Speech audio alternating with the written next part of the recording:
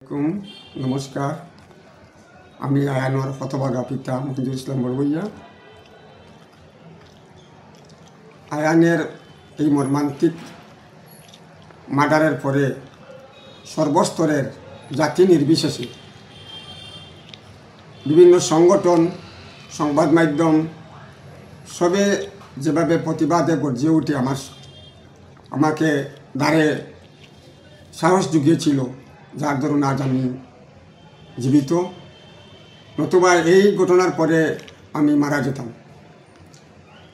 আজকে কোর্টে আমাদের 22 জনের সাক্ষী হয়ে গেছে। খালি ফার্দার এভিডেন্সের জন্য আমি এই সিসি ক্যামেরা দেখে কোর্টে এটা আইডেন্টিফিকেশন করার জন্য দুষ্কৃতীদের আমি একটা আবেদন করেছি গত জানুয়ারি মাসের 7 তারিখ। এটা বাকি আছে, এরপরে আর্গুমেন্ট, জাজমেন্ট।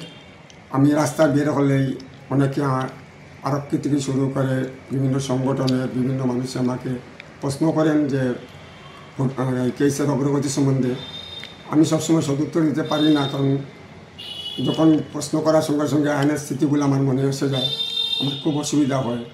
তাই আজকে আমি ভাবলাম যে আপনাদের জানিয়ে দিই কেসের অগ্রগতিটা অনেকটা হয়ে গেছে। আমার মহামান্য আদালতের উপরে আস্থা আছে। মহামান্য আদালত যেভাবে কেসটা সুচারুভাবে পরিচালনা করছে, আমি আশাবাদী অতি সত্বর আমি বিচার পেয়ে যাব। আমরা অধীর আগ্রহে, আমার ফ্যামিলি, আত্মীয় স্বজন সবাই অধীর আগ্রহে আছি বিচারের ন্যায় দেখার জন্য। আয়ানের একটা আশা ছিল যে বড় একটা বিল্ডিং করা।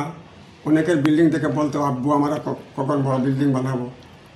আমি তার আত্মায় দেখার জন্য এই আয়ান মার্কেট স্টার্ট দিয়েছি। আজকে 70% কাজ হয়ে গেছে, অতি সত্তর বাকি কাজটাও হয়ে যাবে।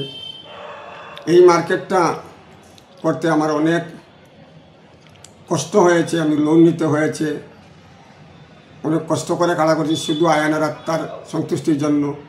যে আয়ান যে আশাটা করেছিল সেটা হয়তো তার বাবা পুরা করেছে, তার আত্মায় দেখবে, এজন্য এটা করেছি আমি। আর এটার হয়ে গেলে এটা 10% আমি গরিব অনাথ বাচ্চাদের যে খরচ করবো, ওদের বলার জন্য খরচ করবো, পড়াশোনার যে কোনো যেখানে কানা যায় সেদিকে আমি খরচ করবো। এটা এই বিল্ডিং করার আমার তো কোনো পাওয়া আশা কিছু নেই, একমাত্র এই ছেলের এই আবদারটা আমি পুরা করছি। আর আমার একটাই আশা, এই বিচারটা পেয়ে গেলে আমি আমার শহীদ ছেলে দ্বারে মরার পরে আমি তার দ্বারেই ঘুমাবো, এই আশাই আমার বাকি আছে। যে যখন আমার বাড়া স্টার্ট হবে, তখন এই বাড়া থেকে 10% আমি পয়লা কেটে রাখবো আমি আমার এই গরিব বাচ্চাদের জন্য। আয়নের যে খরচাটা সবার জন্য করবো, এটা জাতি নির্বিশেষে সবার জন্য। এটা আমি আগে থেকেই করে আসছি। আমি জাতপাতটা খুব কম ফলো করি।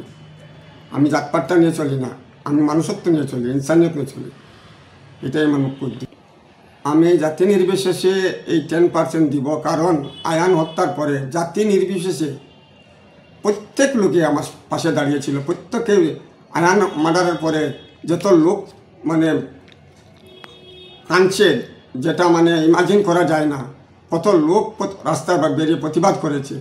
আমি জাতি নির্বিশেষে এটা আমি এই 10% আমি